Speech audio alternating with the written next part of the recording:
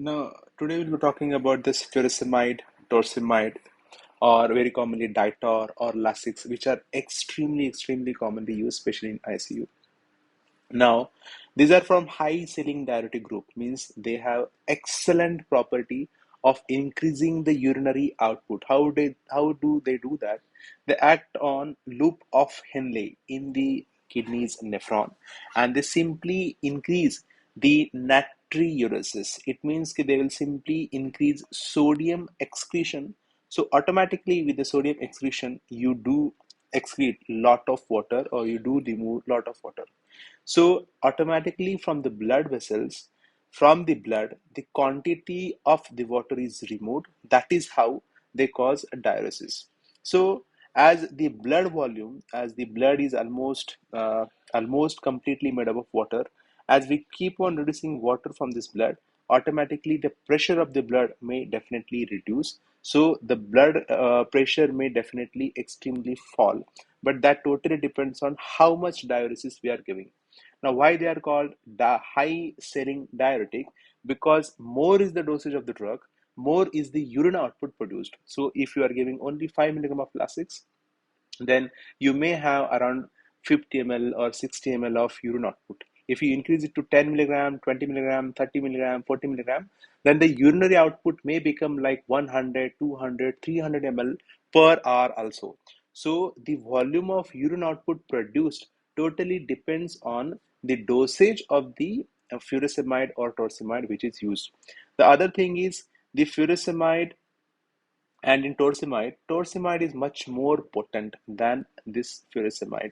It means lesser dose of torsemide is required compared to this furosemide. If you are using 5 milligram, it is as good as 10 milligram of Lasix. And the other thing is the bioavailability of this furosemide is around 70%, and that of torsemide it is 100%. So if you are giving injection 10 milligram Ditor, you can directly start tablet 10 milligram Ditor because they have almost 100% bioavailability.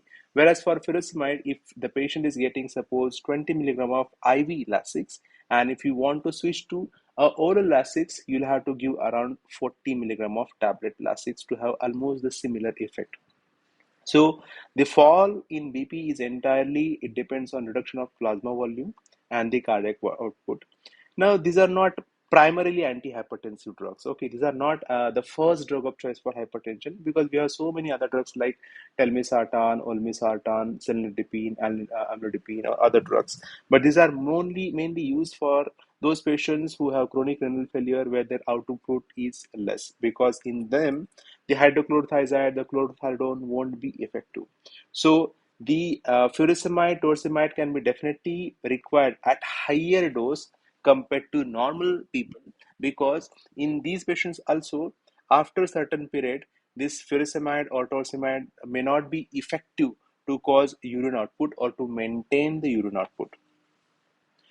This furosemide, torsemide, these are one of the excellent drug whenever it comes to refractory heart failure or heart failure, because in heart failure there will be excess renin, angiotensin, aldosterone system activation. There will be extensive sodium and water retention. Automatically in the blood volume, there will be lot of water which is unnecessarily accumulated. And these unnecessarily accumulated sodium and water will get accumulated into the lungs, into the lung parenchyma, into the lung alveoli. It will cause reduction in oxygenation. It will reduce the partial pressure of oxygen. It will increase the respiratory rate. As the respiratory rate increases, automatically the cardiac workload also increase, and the patient simply keep on landing into respiratory as well as cardiac failure. So to prevent all this, what we do in heart failure is we reduce the water burden in the blood vessel. So the cardiac workload is reduced, the accumulation of the water or the fluid into the lungs automatically reduce. So the compliance of the lung becomes much better. Any person who has bilateral pedal edema or ascites or periorbital edema, if there is significant weight gain or there is significant edema, furosemide, torsemide are one of the excellent drug to reduce this edema because the patient may have marked improvement in the edema even with single dose of this medicine.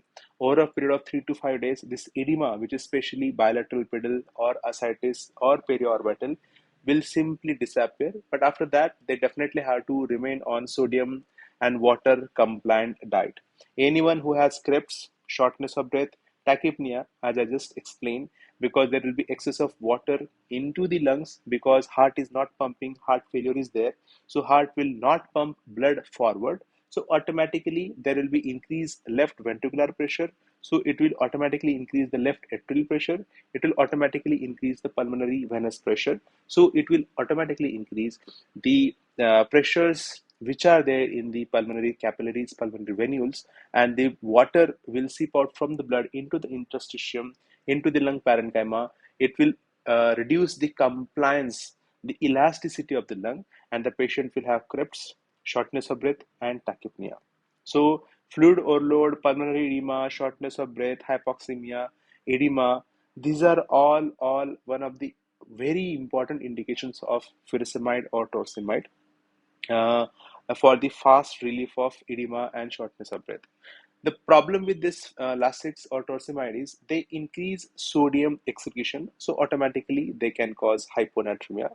Less than 120 milliequivalent is very severe hyponatremia. Such patients may land up in cerebral edema, and such patients may also have convulsion. So we always have to ask the patient to do the electrolytes every visit so that we can see the sodium levels. They, as these medicines increase sodium, they very commonly excrete potassium as well. So very commonly hypokalemia is very common. As they increase the water excretion, automatically the blood volume, the water reduces in from the blood, so automatically blood pressure will get less. So the patient may have postural hypotension. These drugs very commonly cause hyperuricemia. So always remember any hypertensive patient, if he's getting Lasix or furosemide or torsemide or hydrochlorothiazide or hydrochlorothiazide or chlorthalidone, if they have hyperuricemia, you can simply stop them if it is not necessarily, or we can reduce the dose, and we can switch to cilnidipine because cilnidipine causes increased uric acid excretion, and they reduce the uric acid levels in the blood, whereas the furosemide, torsemide, chlorthalidone, or hydrochlorothiazide very commonly cause increased uric acid accumulation in the blood because they reduce the excretion of uric acid from the blood. So that was the most important point about furosemide and torsemide, and thank you.